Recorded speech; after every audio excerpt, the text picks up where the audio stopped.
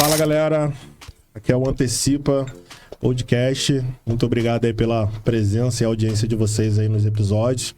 E nós tivemos o último episódio aí que foi sobre tributação com o Rômulo e foi muito bacana. Ficou faltando a gente falar um pouco sobre FAS, sobre E-Social, e a gente vai dar uma continuidade hoje aqui no Achismos aqui, né? Um episódio um pouco menor, mas pra gente poder falar especificamente aqui sobre E-Social. Estou aqui com o meu parceiro aqui. Paz, irmãozão. Tudo bem, galera? Seja bem-vindo ao nosso canal, hein? E mais uma vez pedir você, sei que a gente é chato, se você tá assistindo, inscreva-se aí no nosso canal. A gente vai colocar no comentário fixado o nosso canal lá no WhatsApp. Participa lá, que lá você vai receber link, vídeos exclusivos. E siga a gente também, LinkedIn, Instagram também, que a gente tá em todas essas redes aí. Beleza? E estamos também aqui com o nosso amigo também, engenheiro de segurança do trabalho, Fernando, para a gente falar um pouquinho mais aí sobre E-Social. A galera, muitas das vezes, como já tem uma empresa de contabilidade, ou então uma empresa de assessoria cuidando da parte de SST, às vezes o profissional mesmo de segurança do trabalho, ele não coloca a mão na massa. Ele mensalmente ele cobra a empresa de assessoria, de consultoria sobre os eventos, ou então a contabilidade, muitas vezes já tem contabilidade fazendo isso, né? Contrata um técnico de segurança do trabalho para a própria contabilidade para enviar os eventos. Às vezes a gente tem até contador já transitando para a parte de consultoria e segurança do trabalho, porque viu essa demanda aí de 2 anos para cá. E às vezes o técnico, eu já ouvi isso, E-Social é com a contabilidade. É isso mesmo? Esse achismo está certo? Não, com certeza não está certo, não. A parte de SST, ela está muito ligada à parte de saúde e segurança do trabalho. Ela existe uma responsabilidade e conhecimento de quem está enviando as informações, porque basicamente está ligado a 3 eventos, né? O S2210, que é o envio de CAT, S2220, que é o monitoramento da saúde do trabalhador, e o S2240, que é o LTCAT. O E-Social, para a nossa parte de SST, se resume a isso. Muita gente fica falando sobre coisas muito elaboradas, mas o SST do E-Social é relacionado a isso. Então, muitas pessoas acreditam que existe uma dificuldade por mudança de norma, não mudou nada. Só mudou que antigamente era feito em papel, ficava arquivado dentro da empresa, e hoje em dia é feito tudo de forma eletrônica e enviado para a empresa dentro de alguns prazos, né, estabelecidos. Por exemplo, a CAT não mudou prazo, é o mesmo dia em caso de morte, e em caso de acidente até o primeiro dia útil seguinte. E as informações do S2220, que é o monitoramento da saúde do trabalhador, que são os ASOs, né? O ASO admissional, o periódico, retorno ao trabalho, mudança de risco, demissional, é até o 15º dia útil do mês subsequente. E o LTCAT tem que ser feito sempre dentro da empresa para informar sobre o PPP eletrônico, que muita gente hoje em dia tem até uma certa discussão sobre a DIR. Eu vou deixar até o Rômulo falar um pouco sobre a DIR, sobre fazer a DIR e não precisar enviar o evento S2240, que é o próprio LTCAT. Mas é interessante, né, que o Wesley falou sobre a questão da responsabilidade da contabilidade, né? Sim. Fazer o envio do evento de SST. Então, assim, no manual de orientação do social fala que é responsabilidade da empresa fazer o envio. Então, a empresa que vai determinar quem é o responsável pelo envio dos eventos de SST, que o Fernando bem colocou aqui. Porém, algumas contabilidades se responsabilizam por fazer o envio do ASO, que a empresa recebe o espelho do ASO e faz o envio. Tudo bem, se a empresa delegou para a contabilidade, é responsabilidade da empresa, a contabilidade fazer o envio do ASO. Não há problema nenhum quanto a isso, 100%, se a própria medicina ocupacional não fizer. Agora, na questão da segurança do trabalho, o contador ele só pode fazer o envio ou se ele já tiver um laudo pronto e ele não vai saber fazer a interpretação daquele laudo para colocar no evento S2240, porque não foi ele que executou, mas tem que ter o registro profissional do CREA, um engenheiro para o evento 2240 ou médico do trabalho. Sim. Por quê? Como o Fernando disse, o S2240 ele é uma parte constante no PPP eletrônico. Então, esse evento de segurança do trabalho, você vai extrair ele do LTCAT. Então, se eu não fizer o envio por um profissional, CREA ou CRM, vai dar errado. Sim. O sistema do E-Social, ele vai receber, se você colocar o número de matrícula de outro órgão, você vai selecionar lá. CRM, CREA, MTE, outros, MTE, outros. Ele vai receber, o E-Social recebe qualquer informação, assim como o imposto de renda, recebe tudo, só que depois você tem a malha fina. Então o E-Social ele vai receber e depois vai ser feito o cruzamento de informação para saber se aquela informação é válida. Então, se o profissional acha que as informações de SST têm que ser enviadas pelo contador, a empresa que está delegando isso para o contador está cometendo um ato falho. A contabilidade não tem expertise para fazer um levantamento ou, inclusive, interpretar um laudo que chegue pronto para ele enviar. Que isso já acontece no PPP, né? O PPP, muitas das vezes, responsável pelos registros ambientais. Colocava lá o técnico de segurança do trabalho. Mas não é o técnico de segurança do trabalho que é o responsável pelos registros ambientais. É o médico do trabalho ou o engenheiro de segurança do trabalho. Da mesma forma, se aplica no E-Social. E aí, eu já vi muitas empresas... a gente fez um episódio sobre isso, um achismo, né? Que é o seguinte... A empresa, se não tiver o LTCAT, o PPRA na época, né, serve para poder preencher o PPP ou então para enviar o evento. E não é o que está. O que está na legislação na falta do LTCAT, você pode utilizar o PCMSO, o PGR, na época o PGR da mineração, PPRA, desde que ele esteja seguindo todos os tem os elementos construtivos similares do LTCAT. Ou seja, aquele PPRA que você pode enviar, porém ele deveria ser feito por um engenheiro de segurança do trabalho ou por um médico do trabalho. O que na maioria das vezes, eu particularmente nunca, se eu encontrei foi 1 ou 2 PPRAs feitos por engenheiro de segurança do trabalho. Na maioria das vezes era feito pelo técnico de segurança do trabalho. Ou seja, é uma informação equivocada que as pessoas passaram também para o E-Social. Possivelmente muita empresa ainda está enviando o E-Social com o técnico de segurança do trabalho como responsável, né, pelos registros ambientais. Já peguei situações, e conversando com um contador, em que ele falou que estava fazendo os envios dos eventos de segurança dos clientes dele. E aí eu falei, mas como assim você está fazendo? Ele, não, a minha funcionária está fazendo. Aí eu, mas está fazendo algum laudo? Não, porque a empresa não tem risco. Eu falei, tá, mas quem é o responsável técnico que está assinando isso? Claro, está botando a minha matrícula. Eu falei, sua matrícula o quê? De contabilidade? Seu CRC, né? Ele, é. Falei, olha, mas eu posso dizer que o E-Social vai receber a tua informação, mas uma hora você vai ter problema. Porque ele estava botando um número. E não aceita CRC. Mas ela estava mandando um número. Ela achava que o número do registro podia ser oriental. O XML ali, ele vai ter um parâmetro ali, sei lá, 3, né? Numeração. Você vai selecionar, né? 1, 2 ou 3 ali, por exemplo, mas ele não vai balizar, né? Ele não vai fazer esse filtro. Isso. Mas isso vai gerar um problema gigante. Falei, olha, eu te aconselho a fazer a exclusão de todos esses envios que você fez com o número da sua matrícula, contratar uma empresa, se não for a gente. Você contrata uma empresa para fazer um laudo, mesmo que seja, assim, para fazer o envio com ausência de risco. Sim. Tem que ter um registro do profissional, porque senão você vai ter um problema. Você pode estar no PPP, tem um campo lá dizendo que se você... quem assina o PPP, ele é responsável pela veracidade das informações, implicando implicações legais por divergência da informação. Ou seja, artigo 171 está lá no PPP. No PPP eletrônico é a mesma coisa. Sim. Como que você é um profissional que não tem, pela legislação, a proficiência, né, a competência para poder colocar sua matrícula lá, você está fazendo? Ele não sabia, ele não fez de má fé. Aí ele ficou mudo no telefone, eu falei, você ainda está aí? Ele, eu vou resolver isso já. Eu falei, valeu. Agora, complementando o que você estava falando, tem gente assistindo a gente que não sabe. O que seria a DIR? A DIR é a declaração de inexistência de risco. Muita gente confunde quando é feito a DIR, não precisa fazer o evento S2240, que é o LTCAT em si, né? Sim. Então, a DIR, ele atende sim a área trabalhista. Quem trabalha com o E-Social sabe que o E-Social é sobre o quê? Previdenciário. Então, assim, existe essa confusão, e quando é feita essa confusão, pode prejudicar muito a empresa, porque você sabe que o valor da multa pela falta do LTCAT, ela chega a 26 mil e alguma coisa, uns quebrados ainda. Então, assim, é muito perigoso a pessoa ter essa dúvida ainda, se deve fazer ou não o LTCAT, envio do LTCAT, né, que é o evento S2240, depois de fazer a DIR. E o perigo que tem nisso é porque tem consultorias ou profissionais autônomos que cliente às vezes liga pra gente, pede um orçamento. Ah, mas eu tenho uma empresa aqui que é de administrativo, tem 20 pessoas e eu gostaria de fazer a DIR. Eu falei, olha, eu posso até fazer a DIR, mas a gente também tem que atender a questão do social. Não, porque eu recebi a informação que se eu fizer a DIR, eu não preciso fazer o social, porque a DIR está dizendo que eu não tenho risco. E se eu não tenho risco, ela se comunica com a social. Isso não é verdade. A DIR você entra no site do Ministério do Trabalho para você poder fazer essa declaração de inexistência de risco. Lá você vai colocar os seus dados, vai colocar os dados da empresa e para cada risco você vai respondendo umas perguntas. Inclusive, tem umas figuras ilustrativas, por exemplo, na questão de risco ergonômico. Qual é a atividade humana que não existe risco ergonômico? A gente está com risco ergonômico aqui sentado, na nossa postura, no mobiliário, na iluminação.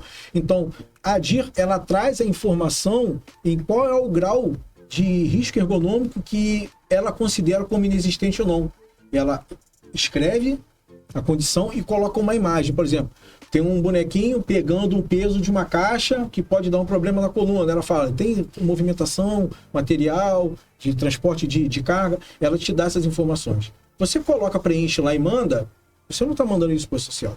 Por quê? O sistema do social é diferente, gera recibo de entrega. E é um evento específico. O evento do social, na parte de SST, é o S2240, fatores de risco.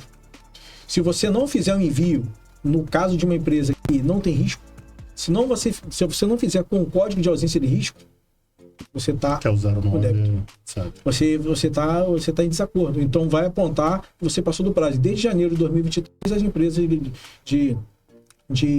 grupo 3 e 4 já são obrigadas a fazer esse envio. Quem não fez já está com atraso. Mas a dúvida, por exemplo, ele fez a DIR.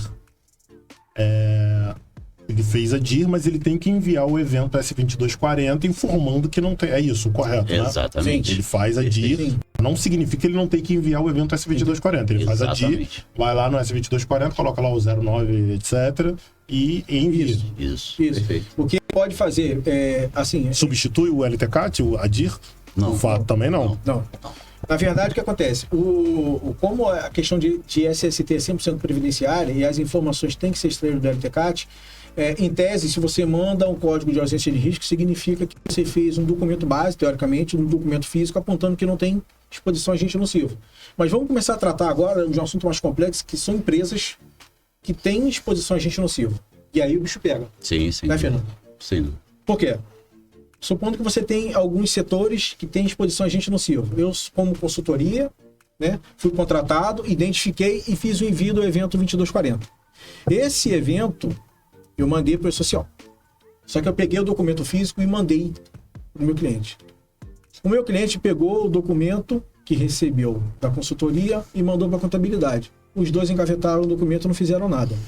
Quando houver um cruzamento de informação de Receita Federal com INSS e Previdência Social, vai apontar por que essa empresa apontou aqui no S2240 que ele tem exposição de ruído, por exemplo, que é o mais comum, acima de 85 decibéis, e no evento S1200 não foi apontado que esse trabalhador teria que fazer um recolhimento adicional no financiamento de aposentadoria especial, que é o FAI. Então, o sistema de inteligência artificial ele vai cruzar as informações dos eventos de todos os órgãos. No caso da DIR, ela não está correlacionada com esse evento, mas está correlacionada com a Receita Federal, que é o órgão que fiscaliza se você está fazendo a contribuição da forma correta.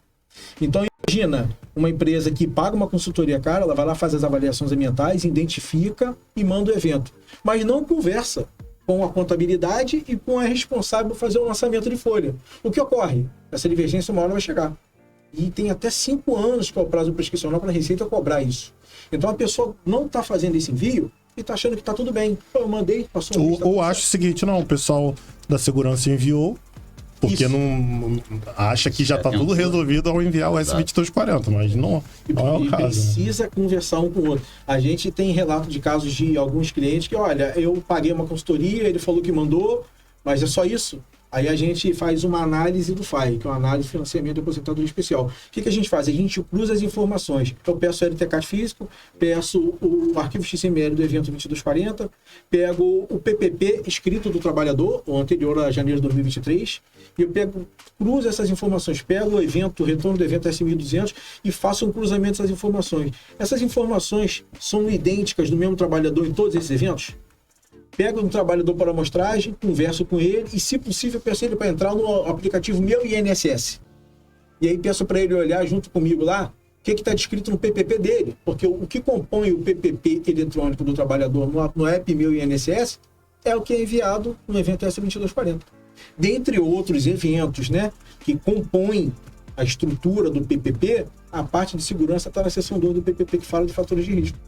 E aí não tem nada escrito lá.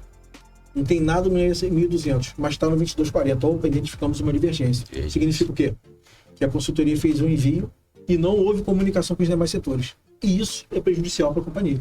Então, a consultoria, ela faz o trabalho dela, mas não comunica. E a empresa também não passa para a contabilidade. No futuro, o que vai acontecer? Receita Federal vai mandar uma comunicação e que a empresa não está fazendo o recolhimento adequado do imposto. E aí é um jogo de empurra, né, Fernando? Com certeza, que a grande finalidade do E-Social, na verdade, é justamente fazer casar a conta, né, do INSS, porque tem muito valor a ser pago de pessoas com aposentadoria especial e a arrecadação, na verdade, dela é menor. Então, ela gasta muito mais, né, com o pagamento de aposentadoria especial do que arrecada. Então, a finalidade do E-Social também foi para suprir essa necessidade que existe para zerar. Vocês falaram até no off aqui sobre o caso do posto de gasolina, né? Que, por exemplo, tem a questão do benzeno, por exemplo, quem tem exposição a benzeno, em princípio, é atividade especial, mas há o recolhimento ou não? Então, esse é o caso. A consultoria que aponta no LTCAT físico, né? Que tem, ou seja, a meio de aposentadoria especial de determinados trabalhadores. Nesse exemplo, os frentistas, né?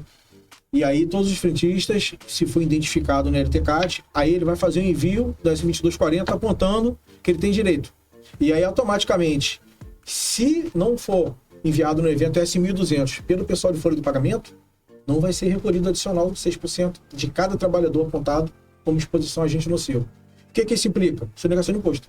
Então, o E-Social ele veio para facilitar a vida da Receita Federal na fiscalização dos impostos. Quem acha que o E-Social foi criado para poder zelar pela segurança do trabalhador, eu sinto muito dizer. O Haddad deve ele deve colocar. Talvez alguém ainda não tenha dito para ele o potencial de cobrança em relação a isso. Mas uma hora a conta chega. E é muito fácil, dentro de um sistema computacional de inteligência artificial, cruzar essas informações e fazer um apontamento. Essa informação ela vai automática, cai para um fiscal que tem que receber. Ele automaticamente vai pedir o quê? Me envia o LTCAT, me envia o retorno do evento XYZ para comprovar por que você... Ele te dá a oportunidade, ele vai pedir a comprovação. E aí você vai e manda o laudo para ele. Aí o laudo está dizendo que tem. Só que alguém comeu mosca e não fez o envio. E aí é aquela briga, porque o empregador, que é o responsável pelo envio das informações, como a gente falou no começo, que ele é responsável, ele delegou isso para um grupo de pessoas que precisam se comunicar, essa comunicação foi mal feita. E aí é aquele jogo de empurra. Então, consultorias que estão fazendo envio, mas não estão colocando... Aí fica uma dica. Vai fazer seu LTCAT, né, Fernando? Que a gente fala no nosso, né? Faça um resumo. Pega um quadro e coloca as funções para facilitar a vida do contador e da empresa que recebeu. Faça um resumo com o quadro das funções que foi apontado, com o nome do trabalhador, as funções... E o código da tabela 2 do E-Social, que é a antiga GFIP, ele aponta lá e informa: esse trabalhador tem direito a ensejamento, aposentadoria especial, antiga GFIP 4, tabela 4, tabela 2, código 4 do E-Social. Recolhimento adicional de 6% do FAI. Coloca isso e manda para a empresa e pede para entrar em contato com a contabilidade. Né, filho? Sim, é isso que a gente faz, né? Para quê? Que é a consultoria de fato, né? A consultoria tem que fazer isso. A consultoria pegar e mandar e não fazer mais nada, ó, meu papel tá feito, sinto muito, você tá deixando o seu cliente na mão. Verdade. Né? Então assim, a gente faz esse pedido para as consultorias fazerem esse trabalho. Eu sei que tem muita consultoria que vende serviço numa quantidade muito grande, mas tem que ter alguém responsável para poder fazer esse tipo de informação. Senão a empresa que se prejudica. Para finalizar, só vocês esclarecerem, a gente tá falando do FAI, mas só explicar pra gente aí quais são as porcentagens, né, do FAI pra galera entender um pouco mais. Tá, vamos lá. O financiamento de aposentadoria especial é um dos componentes do seguro acidente de trabalho que a gente falou, né, no outro podcast. Então, o FAI, ele é um financiamento de aposentadoria especial do trabalhador que está exposto a agente nocivo. Então, vamos fazer o seguinte: eu tenho uma empresa com 100 funcionários e 30 funcionários têm direito à aposentadoria especial apontado no LTCAT. Esse funcionário, se for o 6%, seria uma contribuição de 25 anos, né? Que a empresa que está exposto de forma habitual e permanente, tá? Acima do limite de tolerância do agente nocivo. Ou seja, esse trabalhador tem direito a se aposentar de forma antecipada porque aquela exposição vai prejudicar a saúde dele. E a empresa tem que financiar com 6% sobre o valor do salário do trabalhador para que ele se aposente mais cedo. Então, ele vai sair do mercado de trabalho de forma antecipada de um trabalhador sem exposição. Então, a empresa financia essa saída dele. Quando ele sair, no período anterior, né, aos demais, ela tem que financiar. E isso tem que estar apontado na folha de pagamento. Mas lembrando, esse valor de 6% é apontado no LTCAT quando ele está exposto a um agente que determina a aposentadoria de 25 anos. Aí você tem a outra condição, que são 20 anos, uma alíquota de 12%. E 15 anos, uma alíquota de... Desculpa, 6, 9 e 12%, né? Então, 20 anos, 9%, e 15 anos, 12%. Então, 6, 9 e 12. 25, 20 e 15 anos. Ok? Perfeito. E até uma dica, pessoal, a gente estava conversando aqui em off, dessa questão, por exemplo, o próprio PPP. Muitas vezes o profissional, eu sempre faço essa pergunta. Preenche um PPP para mim. Às vezes ele liga para a consultoria, preenche PPP, o trabalhador, ele elaborou aqui há 15, 20 anos atrás. Aí, pega lá um PPRA, né? Às vezes não tem um LTCAT, aí tem um PPRA. Aí vamos supor que no LTCAT, uma avaliação pontual, por exemplo, está lá, sei lá, 86 decibéis, por exemplo. Aí vai lá, preenche o PPP. Perfeito. Aí vai chegar no INSS. Aí eu sempre faço pergunta para a empresa. Mas pagou Essa é a grande questão, né? Se recolheu, né? Porque você está autodeclarando que Sem aquele dúvida. trabalhador estava exposto a um agente nocivo acima do limite de tolerância e a empresa não... Eu acredito que hoje, de repente, do que foi para trás é um pouco difícil, de repente, para pegar, né? Sim. Porém, agora, de 2022, 2023 para frente, tá tudo registrado lá no E-Social e vai ser complicado fugir dessa... Na verdade, olha, assim... ainda é possível, com as situações anteriores a janeiro de 2023, o INSS ele tem acesso ao sistema para saber se a empresa recolheu daquele funcionário que leva o PPP físico. Sim. Né? Assim, eu acredito, tá? Não tenho uma certeza, porque se tratando de órgão público, eu acho que vai depender muito da circunstância do atendente, mas o trabalhador tem o direito de se aposentar de forma antecipada, porque ele comprovou pelo PPP a exposição. É possível, tá? Que seja concedido aí o direito à aposentadoria e depois o INSS cobre do trabalhador. Mas há quem diga... do empregador. Mas há quem diga que é vedado direito ao trabalhador porque não foi feito o recolhimento. Aí esse trabalhador tem que entrar na justiça contra a empresa porque ele foi prejudicado. Então, assim, de fato, tem que avaliar cada caso. Eu vejo alguns relatos de caso que tem os dois fatores, né? Sim. Então, tu aposenta, cobra da empresa, ou não aposenta porque não recolheu. Agora, é um debate importante. Se a empresa não recolheu, que culpa tem o trabalhador dela não ter recolhido, já que o PPP comprova? Eu só devolvo a pergunta para você. Não, exatamente. A gente conversou isso aqui, de que no final, na maioria das vezes, quem fica prejudicado é o trabalhador. Exatamente. E eu não sou militante, não. Mas na maioria das vezes, se tratando de PPP, de LTCAT, o prejudicado é o trabalhador. Teoricamente, o E-Social está vindo até para corrigir essa injustiça que acontecia há muito tempo, né? Então vamos ver se funciona. Vai funcionar. Mas quando o trabalhador ele diz que recebeu insalubridade a vida inteira, e aí ele chega agora na reta final, quer se aposentar, e aí vê que a empresa pagava, não sabia nem por que pagava, só entendia que devia pagar. O que esse colaborador tem que fazer? Na questão de aposentadoria especial? Ele recebeu a vida inteira no olerite dele lá, que vinha a insalubridade, mas a empresa não determinava o que era, só pagava porque na época entendia que tinha que pagar. E que às vezes a insalubridade não dá o direito a... Não dá o direito a aposentadoria. Porque tem que ter também acordo coletivo, que entra já algumas questões de acordo coletivo. E o próprio, por exemplo, a umidade. Você tem direito à insalubridade, mas ela não está na lista lá do decreto 3048. Exatamente. Então, por exemplo, esse cara não tem direito à aposentadoria especial. Fica né? no imaginário do trabalhador que, já que ele recebe a insalubridade, ele não compreende que são legislações totalmente diferentes, né? Então, a gente está falando de NR15 de insalubridade, é uma legislação trabalhista. E aí, para você explicar, às vezes, não só para o trabalhador, até para o próprio empregador, ele não compreende. Porque são diferentes. Às vezes explicar isso. Irmão, às vezes tu explica.